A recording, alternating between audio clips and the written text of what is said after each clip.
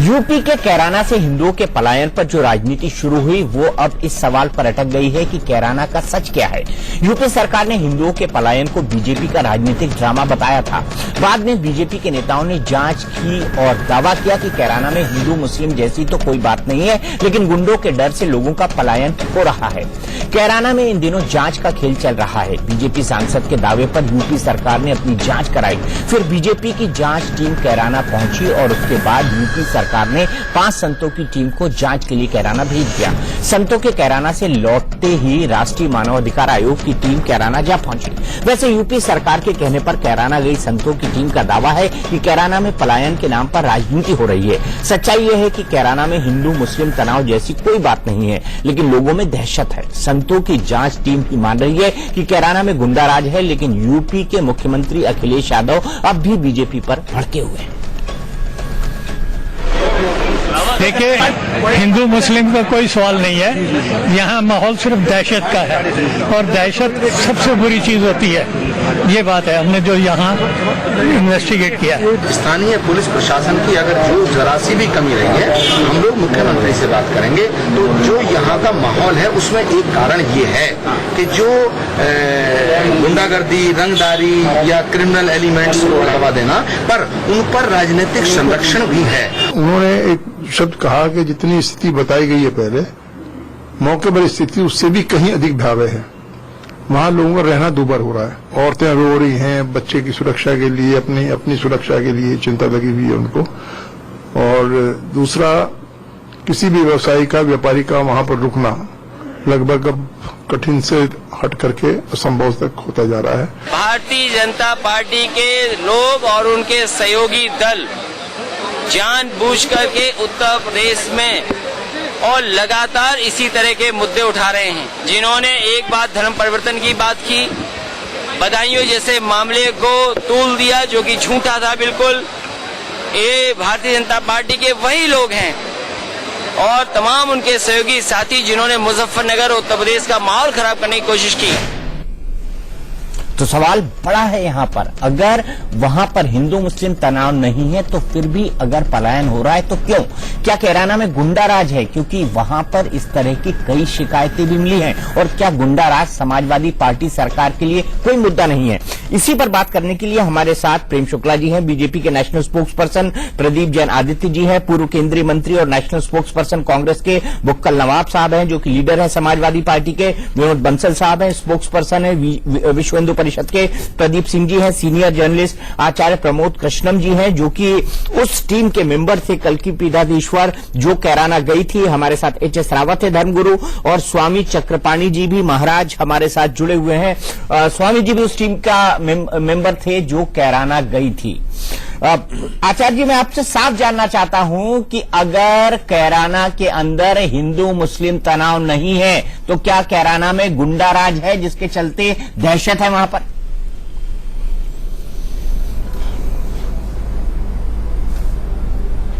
देखिए दीपक जी, वहां पर जो हम लोग गए थे, पहली बात तो मैं ये साफ कर दूं कि हम लोग वहां इसलिए गए थे, उत्तर प्रदेश की सरकार ने भारत के संतों को ये निवेदन किया और ये बड़ा विश्वास के साथ उन्होंने निवेदन किया कि साहब कैराना के जो हालात बताए जा रहे हैं उसमें जिला प्रशासन की एक रिपोर्ट है, उसमें राजनीतिक दलों के तमाम सांसद जो गए उनकी अपनी एक रिपोर्ट है और सभी दलों के सांसदों की, नेताओं की एक रिपोर्ट है, लेकिन कंफ्यूजन क्रिएट हो रहा है। तो उत्तर प्रदेश की सरकार चाहती है कि कैराना की वास्तविकता से देश को अवगत कराए और कैराना में जो हो रहा है उससे सरकार भली भांति उसकी एक्चुअल रिपोर्ट उसके पास आए। तो इसलिए भारत के संतों से हम ये निवेदन करते हैं, आप लोगों से निवेदन करते हैं कि आप वहां जाकर के हमें सच्चाई बताएं। तो हम लोग सारे लोग वहां गए थे, हमने वहां उन लोगों से भी मुलाकात की जिनके परिवार के सदस्यों को गोली से मार दिया गया। हमने उन लोगों से भी मुलाकात की जो लोग श्री हुकम सिंह जी की सूची में पलायन करने वालों में नाम दर्ज था। हम उनके घर भी गए, हम मंदिर में भी गए, हम और संगठनों से मिले। तो वहां की जो स्थिति देखने के बाद हमें लगता है कि वहां जो ये कहा जा रहा है कि धर्म के आधार पर मुसलमानों ने हिंदुओं को जुल्म किया हिंदुओं के ऊपर और वो वहां से भाग गए, ऐसी कोई भी स्थिति हमें वहां देखने को नहीं मिली। क्या गुंडाराज है? स्वामी चक्रपाणी जी भी हमारे साथ थे, स्वामी देवेंद्रानंद जी हमारे साथ थे, स्वामी चिन्मयानंद जी हमारे साथ थे। दीपक जी, ईश्वर को साक्षी रख के मैं आपको एक बात बताना चाहता हूं कि वहां किसी भी कीमत पर हमें एक भी हिंदू परिवार ने, और हमने जब उन लोगों से मीटिंग की तो वहां लोकल एडमिनिस्ट्रेशन के सारे लोगों को हमने बाहर कर दिया। ये मुद्दा अब गौण हो चुका है क्योंकि बीजेपी खुद साफ कर चुकी है कि हिंदू मुस्लिम तनाव नहीं है, वहां लॉ एंड ऑर्डर का मामला है। ये उनके एमपीज की टीम ने साफ साफ कहा था वहां से घूमकर आने के बाद। ये मुद्दा गौर नहीं हुआ है। ना, मैं आपसे साफ जानना चाहता हूं, सवाल ये नहीं है अपने बयान से मैं ये जानना चाहता हूं, अगर आपने खुद माना है कि वहां तनाव है, तनाव वहां पर हिंदू मुस्लिम की वजह से नहीं है। बहुत अच्छी बात है, बहुत अच्छी बात है, इससे खुशी की बात कोई नहीं हो सकती। लेकिन क्या वहां पर कोई गुंडा राज है जिसके चलते लोगों में तनाव है? क्योंकि तनाव शब्द का जिक्र आपने भी किया है और आपकी रिपोर्ट ने भी किया है। देखिए, रिपोर्ट हम 23 तारीख को हर एक बिंदु को सामने रखते हुए 23 तारीख को उत्तर प्रदेश के मुख्यमंत्री को सौंपेंगे, उत्तर प्रदेश की सरकार के साथ साथ महामहिम राज्यपाल जी को सौंपेंगे। वहां पर जो गुंडों के गैंग हैं, उन गुंडों के गैंग के ऊपर राजनीतिक लोगों का वरद हस्त है, लेकिन हम ये रिपोर्ट में बताएंगे किन किन लोगों का वरद हस्त है। क्या वहां किसी सरकार के समर्थित राजनीतिक नेता का वरद हस्त है या किसी विपक्ष के नेता का वरद हस्त है? उसकी विस्तृत रिपोर्ट हम उत्तर प्रदेश सरकार को सौंपेंगे। बीजेपी हो, कांग्रेस हो, बीएसपी हो, कोई हो, उसमें ये समाजवादी पार्टी हो, आपने माना वहां पर गुंडा राज है? यही सवाल लेके मैं बुक्कल नवाब साहब के पास जा रहा हूं। बुक्कल नवाब साहब, आपने जो टीम भेजी थी साधु संतों की, वो कह रही है कि कैराना में गुंडा राज है।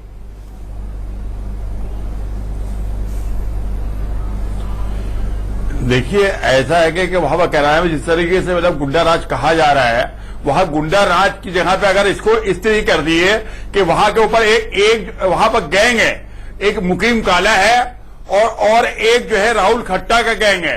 ये दो गैंग जो है ये 1991 से लड़ रहे हैं और उनकी लड़ाई के अंदर जो है अब 1991 से लेके आज तक के जो है 21 कत्ल हो चुके हैं।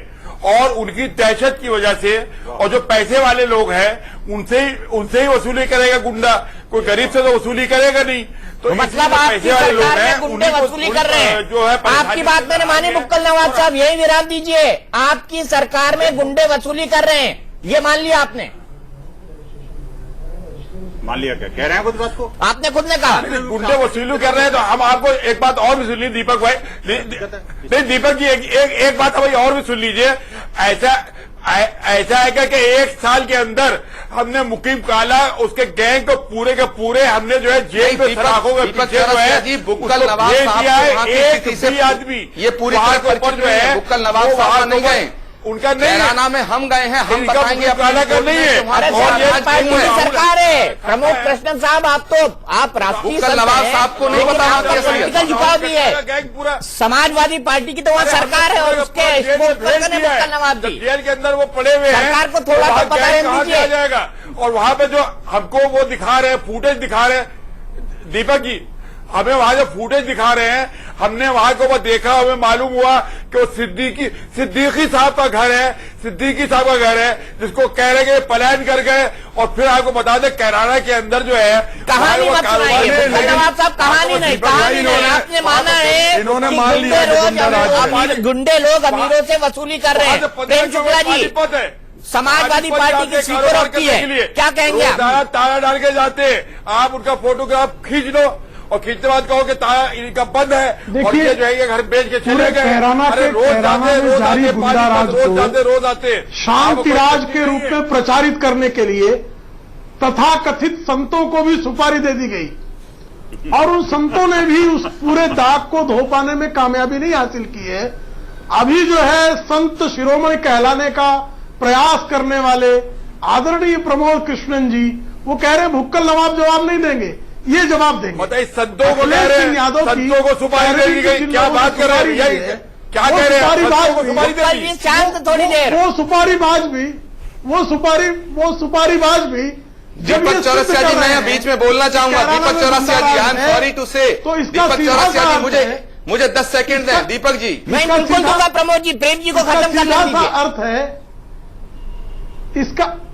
इसका सीधा सा अर्थ है कि वहां पर कैराना में जो कुछ चल रहा है उसको जिस तरह से सत्ता से प्रश्रय प्राप्त था, उस मामले को भारतीय जनता पार्टी द्वारा उठाते ही पहले उसको सांप्रदायिक आधार पर रंग देने की कोशिश की गई। जब भारतीय जनता पार्टी का वहां डेलीगेशन गया सांसदों का, उसने वहां के गुंडाराज के बारे में अपनी रिपोर्ट सौंपी, तब अब मामले को रफा दफा करने के लिए जिनकी विशेषज्ञता होनी चाहिए ऐसे लोगों को भेजने की बजाय ऐसे लोगों को भेजा जा रहा है जिससे समाज को भ्रमित किया जा सके। लेकिन इस भ्रम के बावजूद कैराना के सच को छिपाया नहीं जा सकता। अकेले कैराना ही नहीं, आज आपकी इंडिया न्यूज दिखा रही है कि ये गाजीपुर के अस्पताल में किस तरह से डॉक्टर को सपा के कार्यकर्ता पीट रहे हैं। आज आपने आजमगढ़ में एक दातादीन नामक दलित, वो गौवंश के हत्यारों कसाईयों के बारे में शिकायत करता था, उसको पीट कर मार डाला गया। रिपोर्ट तक दर्ज नहीं हुई। एक जिला मुझे पूरा बता दीजिए पूरे उत्तर प्रदेश में जहां गुंडा राज ना हो, चूंकि वहां कैराना में जो है एक गैंग विशेष को प्राप्त है और उस मुद्दे को उठाया गया और उस मुद्दे को जैसे राष्ट्रीय विमर्श में लाया गया, उसको रफा दफा करने का जिस तरह का प्रयास हो रहा है वो दुर्भाग्यपूर्ण। प्रमोद जी 10 सेकंड लीजिए, मुझे बाकी लोगों के पास जाना है, बड़ा पैनल है मेरे पास, आज जल्दी से। देखिए, एक बात मैंने ये नहीं कही कि समाजवादी पार्टी सरकार की तरफ से मैं बोलूंगा बुक्कल नवाब ने, मैंने ये कहा कि बुक्कल नवाब जी आप वहां नहीं गए थे, आपको वास्तविकता नहीं पता है। मैं आदरणीय प्रेम शुक्ला जी को बताना चाहता हूं इनकी भाषा और इनकी मानसिकता कि ये संतों को भी सुपारी देने की बात करते हैं, ये संतों को सुपारी की बात करते हैं। ये वही भाजपा है जो संतों के चरणों में बैठी थी। संतों को जानता हूं, कहना चाहता हूं दीपक जी, मैं देखिए ये संतों को सुपारी की बात करते हैं, इनकी भाषा और मानसिकता देखिए। आज ये भारतीय जनता पार्टी के संस्कार देखिए। अभी आपके बारे में बोलूंगा तो बैठ के इन्होंने कितने बड़े संत हैं, इन संतों का पूरी तरह दुरुपयोग किया है। अगर उत्तर प्रदेश की सरकार ने संतों के डेलीगेशन में एक बात आप जरूर दीजिएगा। अब आप मेरी मानसिकता पर बोलेंगे तो मैं आपकी मानसिकता पर। अरे भाई आपको परेशानी क्या है? अच्छा प्रमोद कृष्ण जी, चोर की दाढ़ी में तिनका, मुझे एक बात बताइए, उसके बाद मैं बहुत आगे ले जाऊंगा। प्रमोद कृष्ण जी 2 साल तक आप चक्रपाणी जी से लड़ते रहे। प्रमोद कृष्ण जी 2 साल तक आप चक्रपाणी जी से लड़ते रहे कि आप आशाराम का सपोर्ट क्यों करते हैं? आचार्य प्रमोद कृष्णम की नहीं है, ये इस देश की, और आपने उनके साथ हाथ मिला लिया। मुझे इसका जवाब दे दीजिए। आप 2 साल तक आप लड़ते रहे चक्रपाणी जी से कि आप आशाराम को सपोर्ट क्यों करते हैं, और आपने एक मोरलिस्टिक और प्रिंसिपल स्टैंड लिया आशाराम के इशू पे।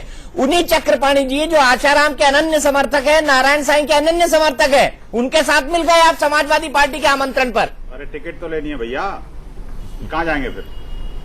कांग्रेस ने निकाल दिया। देखिए, समाजवादी पार्टी का सवाल नहीं है, ना कांग्रेस का सवाल है, ना भाजपा का सवाल है। संत ना समाजवादी होता है, ना संत भाजपाई होता है, ना संत कांग्रेसी होता है। अरे मैं आशाराम की बात कर रहा हूँ, मैं आशाराम की बात कर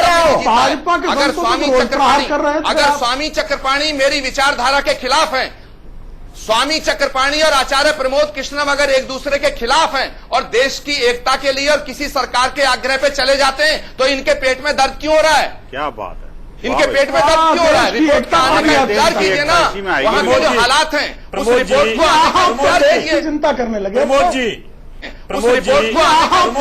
चिंता करने लगे। प्रमोद जी, आप दोनों अभी तो दोनों कोटि के संत हैं। प्रमोद जी एक मिनट, देश की भी करें। शुक्ला जी आपके मेरी बात सुन लीजिए। पाकिस्तान में जाके चिंता के बारे में। प्रमोद जी, मैं आपसे एक चीज पूछना चाहता हूं, आप जब भी यहां पर डिबेट करते हैं वहां पर आप ऑलवेज एक पक्ष के तरफ बोलते हैं, जहां कैराना के साथ हुआ, और चक्रपाणी जी हमेशा उल्टा बोलते हैं। लेकिन इस मुद्दे पर आप दोनों एक जैसे कैसे हो गए? दोनों की विचारधारा हमेशा टीवी पर अलग होती है, लेकिन इस मुद्दे पर विचारधारा कैसे एक हो गई? क्या शिवपाल जी ने विचारधारा एक की, या कहीं आपने अपनी विचारधारा को चेंज कर लिया? एक कट्टर हिंदुत्व के लिए लड़ते हैं और एक उदारवादी है, तो क्या हुआ? देखिए, उत्तर प्रदेश, पहली बात सुनिए, रावत जी, पहली बात, हम समाजवादी पार्टी के कहने पे नहीं गए, हम उत्तर प्रदेश की सरकार के आग्रह पे गए और सरकार सबकी होती है। अगर आज मोदी जी को किसी ने समर्थन नहीं दिया, मान लीजिएगा मैंने मोदी जी को वोट नहीं दिया, लेकिन प्रधानमंत्री मोदी जी केवल भाजपा के नहीं है, पूरे देश के प्रधानमंत्री हैं। ऐसे ही सरकार ने आग्रह किया कि संतों से आग्रह किया, संतों से कहा कि वास्तविकता से अवगत कराइए। अगर उसमें कई विचारधारा के संत चले गए तो आपके पेट में दर्द क्यों हो रहा है? चलिए इसका स्वागत करना चाहिए। के जो गुरु हैं, उस सरकार के जो गुरु हैं, आपका पेट अनावश्यक दर्द करता है, असली दर्द पूछ रहे सवाल। शिवपाल जी के जो गुरु हैं, जो यादव परिवार के गुरु हैं, मैं उनका नाम नहीं लेना चाहता चैनल पे, वो क्यों नहीं गए उसमें? वो भी तो बड़े विद्वान आदमी हैं, वो आचार्य महामंडलेश्वर हैं। उनमें क्या उनको खूबी नजर नहीं आई? वो संत नहीं थे?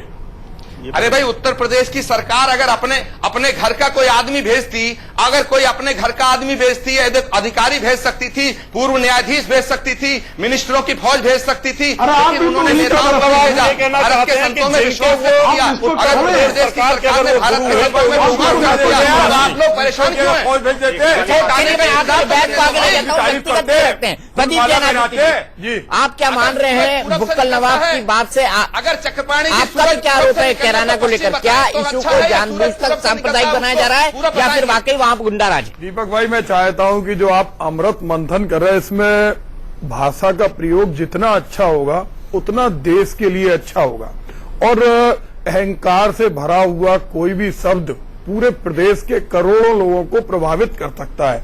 आज जो केंद्र की सरकार है, निश्चित रूप से गुंडा राज है, ये प्रदेश सरकार के प्रवक्ता ने माना, लेकिन उस गुंडा राज को जातिगत आधार पर बांटने का काम जिस घिनौने ढंग से भारतीय जनता पार्टी के सांसद ने किया, आज इनके पास सरकार है। आप देखिए, मुजफ्फरनगर में दंगा हुआ था, प्रधानमंत्री मनमोहन सिंह भी गए थे, राहुल जी भी गए थे, लेकिन आग में घी डालने का काम नहीं किया और विपक्ष को नहीं जाने दिया था। गंगा कितने घिनौने थे? आपके बीच में नहीं बोलते, आपको बोलने का मौका मिलता है। कितने घिनौने थे? आप अपनी बात अपने घिनौने जी, अगर आपको बोलना है दूसरे लोगों की, आपने पहले संतों का अपमान किया। आपकी भाषा ठीक नहीं है, आपका अहंकार रावल से ज्यादा है। आप कृष्णन जी को चक्रपाणी जी और ये सारे ये भले ही भाषा मेरी करा, लेकिन ये देश में फैलाने का काम करते हैं। आप देखिए शब्द का प्रयोग, अरे आप अपनी बात अपने टर्न पे। अच्छा, एक एक करके प्लीज, एक एक करके प्रेम शुक्ला जी। आप भाषा पर प्रवचन दे रहे हैं ना, पलायन वहां से भाषा भी हो गए, कानून व्यवस्था की वजह से हुआ। हम चाहते हैं आज ये टीम भेजते हैं हमारे बुंदेलखंड में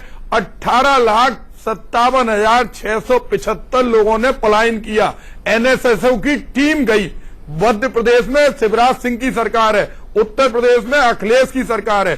कभी भारतीय जनता पार्टी ने उस पलायन जानने का कारण किया जहां उन्हें दिखाई दिया कि लोगों के अंदर राम के नाम पर लड़ाने के लिए आज कबीरदास जी का जन्मदिन है। आपके पूज्य हम हार गए, जम्मू कश्मीर करते रहे, हम हार गए, सारे कश्मीरी पलायन हो गए, वहां से सारे कश्मीरी पलायन आपने क्या कर लिया? बिल्कुल, इन्होंने भी कोई फंसाने का काम नहीं किया, हमने फंसाने का काम नहीं किया, हमने ये सच है प्रमोद जी। आप वहां गए और आपने ये कहा कि वहां गुंडा राज है, लेकिन गुंडे एक ही वर्ग के लोगों को क्यों पलायन करना पड़ा? नहीं, आपकी जो बात है वो बिल्कुल सरासर गलत है। आप पहले आप ये बताइए, सरकार का काम क्या सवाल है? दिल्ली की सरकार हो या प्रदेश की सरकार हो, क्या काम होता है? लोगों को जोड़ने का काम होता है। आज कबीरदास जी की जयंती है और कबीरदास जी ने जाति से ऊपर उठकर इंसानियत की बात की। आज प्रमोद कृष्णन जी या चक्रपाणी जी या आप, अगर आप हिंदू हैं तो लड़ाने का काम नहीं होना चाहिए। शुक्ला जी की तो अहंकार भाषा है, चरणों में अच्छा ठीक है, बार बार आरएसएस और विश्व हिंदू परिषद क्यों इसको सांप्रदायिक बनाना चाहता है? क्योंकि ऑर्गेनाइजर ने लिख दिया ये तो हिंदू मुस्लिम पलायन है। बीजेपी पलट चुकी है, हुकुम सिंह अपने बयान से पलट चुके हैं, उन्होंने कह दिया ये हिंदू मुस्लिम तनाव का मुद्दा कम है और गुंडा राज का ज्यादा है। लेकिन आप उसको सांप्रदायिक रंग क्यों देना चाहते हैं? नहीं दीपक जी, इस बात को बड़ा गंभीरता से समझना पड़ेगा। इसको सिर्फ मामला हिंदू मुस्लिम या कैराना या किसी राजनेता के कहने से या किसी राजनीतिक नेतृत्व के कहने से या किसी पार्टी के कहने से कोई मामला न तो बनता है न बिगड़ता है। लेकिन मैं बड़ा स्पष्ट तौर पर आपको बता दूं, मैं आपको एक रिपोर्ट बताना चाहता हूं जो कि दुनिया के सबसे ज्यादा पढ़े जाने वाले अखबार उसकी रिपोर्ट है। उस रिपोर्ट में क्या कहा, ये सिर्फ कैराना की बात नहीं है दीपक जी, कैराना के साथ साथ ये बहुत बड़ा एरिया जो है ना जी, वो जो है आप देखिए बिजनौर है, सहारनपुर है, मुजफ्फरपुर है, रामपुर है, ये सब मुस्लिम डोमिनेटेड एरिया हो गए। अब इसका परिणाम क्या हो रहा है, वो परिणाम सुनिए बाब। बुलंदशहर के सरायदारी मोहल्ले में वाल्मीकियों के 400 से ज्यादा परिवार थे, आज 15 परिवार रह गए। कहां गए भैया, मुझे बताओ जरा। आखिरकार मेरठ शहर की आबादी का विभाजन जो है साफ नजर आता है। अखबार लिखता है कि श्यामनगर, पिलोखेड़ी, पटेल नगर, थापड़ नगर, किठौरी, शाहजहांपुर, फलावदा जैसे कस्बे पलायन का दंश झेल रहे हैं। आप मुझे बताइए, मुजफ्फरनगर और सहारनपुर के दंगों के बाद में जो स्थिति हिंदुओं की बनी वो बड़ी भयावह बनी। उसमें लिखा है कि खादरबाद, दक्षिण कृष्णपुरी, गंदे कुआ, अब्बूपुरा के पास रहने वाले हिंदुओं ने Nai Mandi, Bhartiya colony, state bank colony, Laxman Vihar और उनमें ठिकाना बना लिया। आज आगरा में बड़े पैमाने पर बहुत सारी कॉलोनियां ऐसी हैं जो पलायन कर रही हैं, कर चुकी हैं। और पश्चिमी उत्तर प्रदेश का बड़ा भूभाग जिस तरह से कश्मीर घाटी से हिंदुओं का पलायन हुआ था, उस तरह से वहां पर पलायन हो रहा है। मोदी सरकार क्या कर रही है? मेरी बात सुनिए, केंद्र सरकार की कोई जिम्मेदारी नहीं है। मैं वही तो कह रहा हूँ, पूरे पश्चिम उत्तर प्रदेश की डेमोग्राफी बदल रही है और केंद्र सरकार कुछ आपको किलोमीटर दूर हाथ पे हाथ रखने बैठी हुई है। दीपक जी मैं कह रहा हूँ सुनिए, सरकार सो रही देखिए मैं किसी एक सरकार की बात नहीं कर रहा, मैं तो सबकी बात कर रहा हूँ। बात क्यों नहीं करोगे? सरकार की जिम्मेदारी है लोगों को। प्रदीप जी आपको बोलने का कोई अधिकार नहीं है। प्रदीप जी आपको कम से कम अपने गलेबान में पहले झांकिए। अगर आप अपनी बात करते हैं तो पहले कश्मीर घाटी से पलायन करने वालों को बुलाइए। मुझे बताइए केरल में हिंदू अल्पसंख्यक कैसे हो गया? आखिरकार मणिपुर, त्रिपुरा, मेघालय, पांडिचेरी क्यों खराब हो रही है? ये अलगाववाद को खराब है। मैं एक बात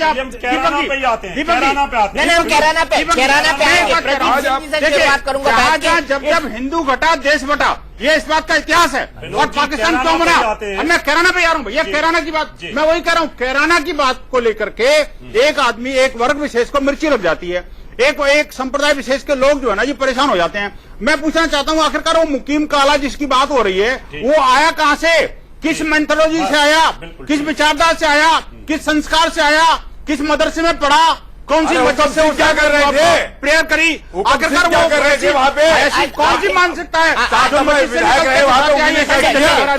विरोध जी मैं आपको विराम दूंगा। प्रदीप सिंह से क्या किया कि वाकई उत्तर प्रदेश चुनाव के ठीक पहले एकाएक बीजेपी को यह मुद्दा क्यों याद आया और सब क्यों अब इस अग्निकुंड में हवन डाल अपनी आहुति देना चाहते हैं? इस ब्रेक के तो संतों की टीम ने, जो आचार्य प्रमोद कृष्णम और जिसमें स्वामी चक्रपाणी महाराज शामिल थे, उन्होंने माना है कि वहां पर लोगों के अंदर दहशत है। तो सवाल है कि कैराना और उसके आसपास गुंडा राज है। बुक्कल नवाब साहब मानते हैं कि वहां पर वसूली हो रही है और पैसे वालों से वसूली हो रही है। तो साफ बात है कि समाजवादी पार्टी ये मान रही है कि वहां पर वसूली का काम चल रहा है। तो क्या वहां पर गुंडा राज नहीं है? प्रदीप सिंह जी, क्या बीजेपी की ये जिम्मेदारी नहीं थी या विश्व हिंदू परिषद की जिम्मेदारी नहीं थी कि चुनाव आने से पहले ये किसी को लिखते? इनके सांसद हैं, गृह मंत्री खुद उत्तर प्रदेश से आते हैं, विश्व हिंदू परिषद कितनी बार बताया है? आप मुझे एक लेटर बता दीजिए जो विश्व हिंदू परिषद या आरएसएस दीपक सिंह जी। नहीं देखिए, बिल्कुल देखिए, ये मुद्दा जो है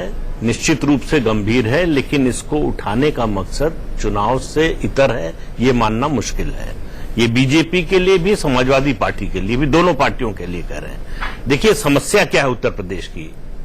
उत्तर प्रदेश के एक रिटायर्ड डीजीपी की बताई हुई बात आपको बता रहे हैं कि वहां सीधे सीधे सरकार समाजवादी पार्टी की बनने के बाद ये इंस्ट्रक्शन है कि अगर किसी मामले में यादव या कोई मुसलमान फंस रहा हो तो एफआईआर नहीं लिखी जाए। दूसरा, अगर एफआईआर लिखने की मजबूरी हो जाए तो गिरफ्तारी ना हो। अब आप देखिए कि पिछले 4-4.25 साल में जो गिरफ्तारियां हुई हैं वो या तो मीडिया के दबाव से हुई हैं, या फिर अदालत के दबाव से हुई हैं, या राजनीतिक दलों के दबाव से हुई हैं। एकदम ठीक है। अपने आप स्वतः पुलिस ने कोई कार्रवाई नहीं की है, एक बात। दूसरी बात देखिए, बीजेपी ने इस मुद्दे को उठाया, समाजवादी पार्टी ने क्या किया? 2-3 संत आपके यहां इस चैनल पे अभी मौजूद है, जिनमें से 2 लोग उस कमेटी में गए थे। इनकी जिम्मेदारी थी कि ये कहते कि भाई आपने हमको इसके लिए निमंत्रित किया, आपका बहुत धन्यवाद, लेकिन ये हमारी विशेषज्ञता नहीं है, हम ये काम नहीं करते हैं। हम जांच पड़ताल का, हम कोई इन्वेस्टिगेटिंग एजेंसी नहीं है कि हम जाएं वहां जांच पड़ताल करके आपको रिपोर्ट दें। तो इसलिए इनकी जिम्मेदारी थी कि मना कर देते जाने से। अब इन दो संतों से हम पूछना चाहते हैं, मुजफ्फरनगर में दंगा हुआ, वहां सांप्रदायिक सद्भाव कायम करने के लिए गए थे क्या? नहीं, मुजफ्फरनगर में दंगा हुआ तब तो स्वामी चक्रपाणी महाराज आशाराम को डिफेंड करने में बड़े बिजी थे, बहुत बिजी थे उस टाइम पे, वो पीक टाइम था। तो मैं प्रदीप सिंह जी आपका यही सवाल चक्रपाणी जी से पूछता हूँ कि चक्रपाणी जी बताइए कि क्या मुजफ्फरनगर में शांति और सद्भावना पैदा करने के लिए आप में से कोई दल बनाकर आप गए थे क्या? चक्रपाणी जी मैं आपसे पूछ रहा हूँ, प्रमोद कृष्णम जी तो कुछ कुछ करते रहते हैं। शायद आपको दीपक जी शायद आपको पता होना चाहिए, उस समय की कवरेज उठा के देखिए। हम वहां पे 2 दिन रहे और सद्भावना के लिए वहां गांव घूमे। और जहां तक दूसरी बात है ये कमेटी बनाने की, जो अभी भाई बोल रहे हैं कि इनकार कर देना चाहिए, उत्तर प्रदेश की सरकार ने जो 5 संतों की जो कमेटी बनाई है, ये बहुत ऐतिहासिक फैसला किया। हर सरकारें अपने लोगों की कमेटी बनाती है। आप ये बताइए, मेरा कातिल है, मेरा मुंसिफ है, फिर वो मेरे बारे में क्या फैसला देगा? हर सरकारें अपने लोगों को कमेटी में रखती है, लेकिन उत्तर प्रदेश की सरकार ने एक इतिहास रचा है कि दूसरे संतों को करके पार्टी से संबंध नहीं, उनके पार्टी से सरकार से संबंध नहीं, उन 5 लोगों की कमेटी। आप 1 मिनट चुप रहिए। आप तो 5 लोगों की कमेटी बनाकर क्या मतलब होता है? सरकार ने साबित आप बताइए ना कि क्या जांच एजेंसियों को खत्म कर दिया जाए? अरे बीच में नहीं बोला जाता, थोड़ी शिष्टाचार सीखिए, थोड़ी डिबेट में शिष्टाचार सीखिए। मैं नहीं बोल रहा था, मैंने मुसलमान को क्या बीच में बोल रहे हैं? अरे सुनिए मेरी बात, अब तो बात तो सुनिए, अरे शिष्टता से बात तो सुन लीजिए मेरी। उत्तर प्रदेश सरकार ने 5 संतों को जो उन सरकार से संबंधित नहीं है, समाजवादी पार्टी से संबंधित नहीं है, उनको चुन करके उसकी मंशा पे कभी प्रश्न चिन्ह नहीं लगा जाता। स्पष्ट है कि वो चाहती है कि निष्पक्षता से जांच हो, और ये साबित कर दिया सरकार ने कि वास्तव में सरकार 56 इंच सीने वाली सरकार है, वो कोई पक्ष लेने वाली सरकार नहीं है। सवाल बात नहीं कि हम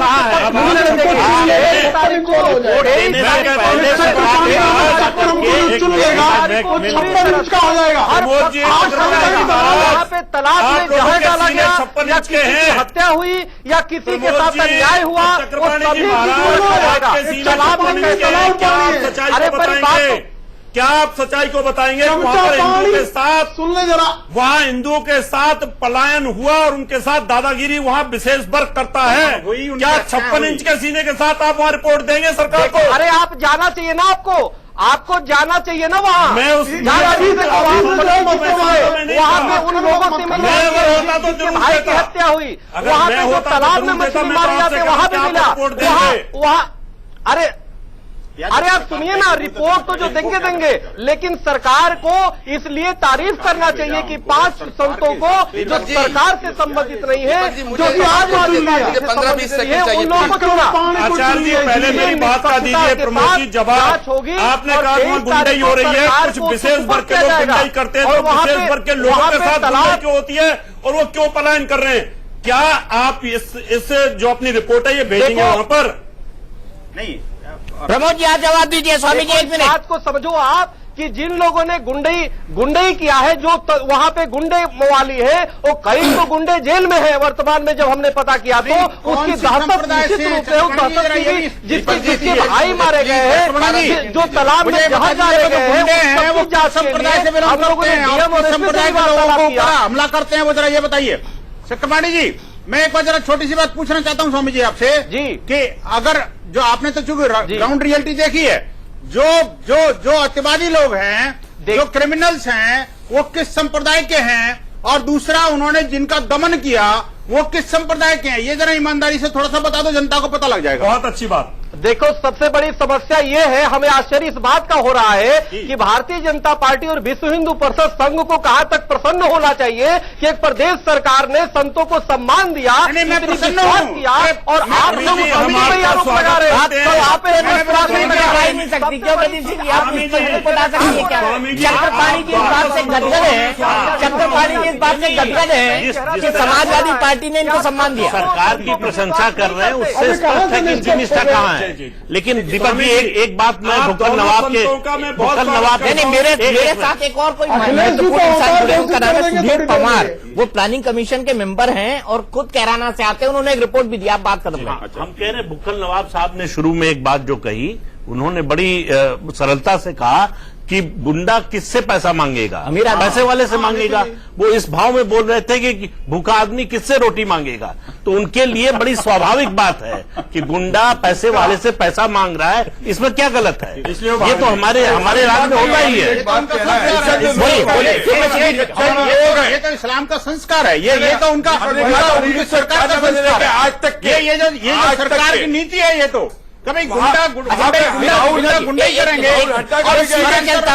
मैं सीधे चलता हूँ सुधीर पवार साहब के पास, कैराना से आते हैं, प्लानिंग कमीशन के मेंबर हैं उत्तर प्रदेश के और वहां के हालात को बहुत अच्छी तरह समझते हैं। सुधीर पवार जी, जो संतों की टीम आपने भेजी उसने भी साफ साफ माना है कि वहां के लोगों में दहशत है। माना वहां पर हिंदू मुस्लिम सांप्रदायिक तनाव नहीं है, लेकिन क्या कैराना और आसपास के इलाकों में गुंडाराज है? बुक्कल नवाब साहब इस बात को मान चुके हैं कि गुंडा किससे पैसे मांगेगा, अमीर आदमी से तो मांगेगा, और कैराना में मांग रहा है।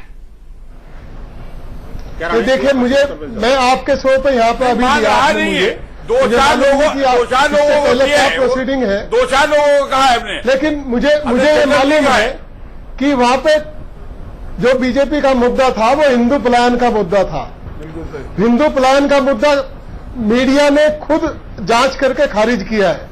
अब उसके बाद जिला प्रशासन ने जो लिस्ट थी उसकी जांच की, उसमें भी वो चीजें झूठी पाई गई। ये बता दो, एक आध मुसलमान का नाम बता दो जिसका पलायन वहां से हुआ पश्चिमी उत्तर प्रदेश से। कि आप, मैं सुन नहीं पा रहा आपको। नहीं, मैं ये कहना चाहता हूं कि आपने कहा कि हिंदुओं का पलायन नहीं हुआ, आखिरकार पश्चिमी उत्तर प्रदेश से किसी मुसलमान का भी कोई पलायन हुआ है क्या? मुझे बताइए कि आखिरकार क्या कारण है कि मेरठ, मुजफ्फरनगर, सहारनपुर, संभल, शामली, अमरोहा, बिजनौर, जहां पर 30 से 40% हिंदू रहते थे, आज 15 से 8% रह गए हैं जिन जिलों में। आखिरकार क्या कारण है कि ये बुलंदशहर को बोलने दीजिए, भूल जाएंगे। आप बिल्कुल सही कह रहे हैं। ये 92 के बाद मुस्लिम का पलायन गांव में से शुरू हो गया था, और जब जहां मुस्लिम बहुल आबादी बहुल कस्बे थे वहां पर वो लोग गए, तो इसलिए वहां की आबादी बढ़ी हुई दिखाई देती है।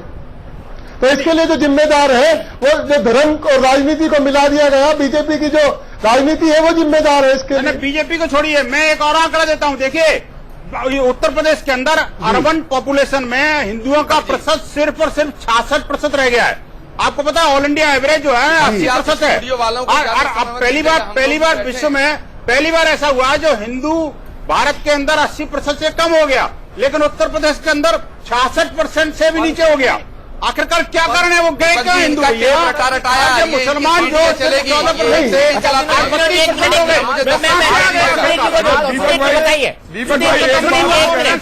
मैं इन आंकड़ों में नहीं उलझाना चाहता।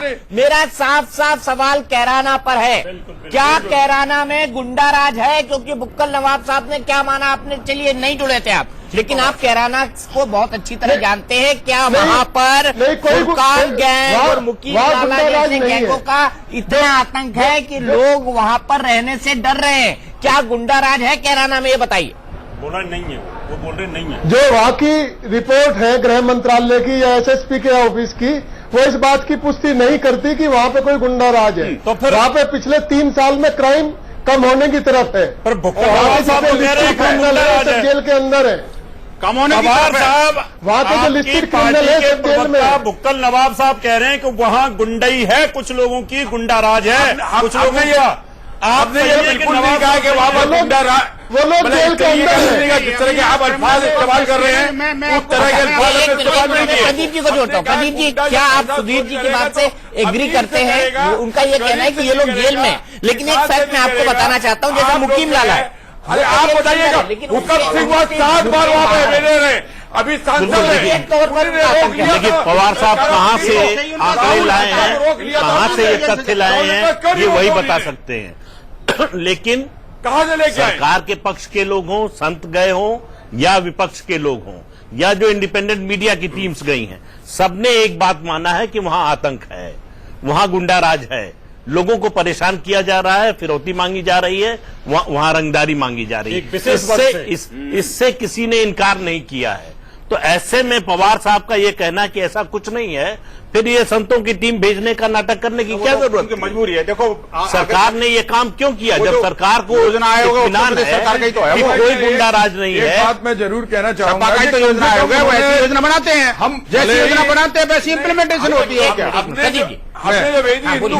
ये कहना चाहता हूँ कि जो भी है संतों की कम से भेजिए, कम आग में घी डालने का काम भेजिए कि वहां को पता चले सामुदायिक भावनाएं जो वहां फैलाई जा रही है स्वीकारा उसका कटाव हो, में गुंडागिरी है, खत्म हो, आलू माफिया, तेरे आज उठाया जा रहे हैं। लेकिन जिस दंगे को कराने की साजिश भारतीय जनता पार्टी के सांसद 2 साल तक थे, उन्होंने हिंदू शब्द रिपोर्ट में यूज किया। ये गंगा जमनी तहजीब का मिलजुमला देश है। आज कबीर जयंती है और कबीर ने चाहे हिंदू हो या मुसलमान हो जोड़ने का काम किया। सरकार का काम जोड़ने का होता है, तोड़ने का नहीं। भारत सरकार के पास गृह मंत्रालय आपके पास इतने डाटा है, आप गृह मंत्री को क्यों नहीं देते? आप मोदी जी को क्यों नहीं देते? अगर अखिलेश सरकार दोषी है तो आप स्पष्ट रूप से प्रदर्शन करके केंद्र सरकार को दीजिए। संघीय ढांचा है, आज जलाने का काम नहीं होना चाहिए। इस मुल्क के अंदर अगर हिंदू ने अपना लहू दिया तो मुसलमान ने भी अपना रक्त क्या बात है? आप तोड़ के नहीं दिया एक जाति के वर्कर दिया आप लश्कर के नाम से रक्त दिया, आखिरकार पूरी कश्मीर घाटी को निकाल करके रक्त दिया। तो कौन से उन्होंने पंडितों को बैठा दिया? मोदी जी 2 साल हो गए, 40-20 टाइम हो गया। हिंदुओं का आपने आप बताइए, कश्मीर की बात आप करते हैं, आप जोड़ने का काम हालत में उसको बर्दाश्त नहीं करेगा। मुझे ब्रेक लेना है, मुझे एक ब्रेक लेना है, मैं दोनों के पास वापस आऊंगा।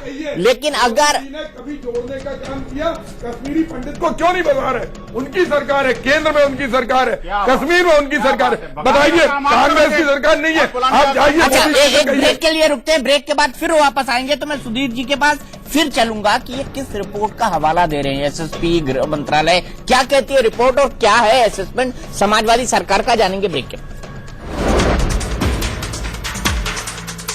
मुद्दा नहीं है तो क्या वहां पर गुंडा राज है? मैं आपसे जानना चाहता हूं सुधीर पवार जी, मुझे बड़ा कैटेगोरिकल रिप्लाई दीजिए। आपने पता नहीं किस रिपोर्ट का हवाला दिया, गृह मंत्रालय, एसएसपी, राज्य सरकार ने भी कहा है कि हम हुकुम सिंह की रिपोर्ट को पूरी तरह खारिज नहीं करते। ये स्टैंड है राज्य सरकार का। क्या आप कैटेगोरिकली कह रहे हैं कि हुकुम सिंह की जो लिस्ट है वो पूरी तरह गलत है? मेरे लिए ब्रेकिंग न्यूज हो गई, क्योंकि आपके मुंह से निकले। आप लिस्ट की बात कर रहे हैं या आप वहां पे कानून या गुंडा राज की बात? नहीं, मैं लिस्ट की बात कर रहा हूं इस वक्त। स्पष्ट होना चाहिए ना। किसकी लिस्ट की? हेलो, नहीं, लिस्ट तो मीडिया ने चेक करके बताया कि कितने लोग कहां पे कैसे गए, कारण क्या था। लेकिन कुछ पलायन तो सच है ना उसमें। नहीं, वो उसमें 4 परिवार ऐसे थे जो क्राइम की वजह से वहां से माइग्रेट हुए थे। वो तो क्राइम का ये भी एक्नॉलेजमेंट हो गया। प्रदेश सरकार भी मानती है। कम से कम 4 क्राइम की वजह से। क्राइम को एक मिनट, मतलब क्राइम को आप एक्नॉलेज कर रहे हैं कि वहां पर गुंडा राज है, और आपने कहा कि जो मुकीम काला है उसको आपने जेल में बंद कर दिया है, लेकिन उसके 29 गुर्गे बाहर घूमकर रोज वसूली करते हैं, ये आपको भी पता है। जो सूचीबद्ध अपराधी है सब जेल में। हाँ, उन्होंने सूचीबद्ध करके जेल के अंदर बिठा करके वहां से शासन चला रहे हैं।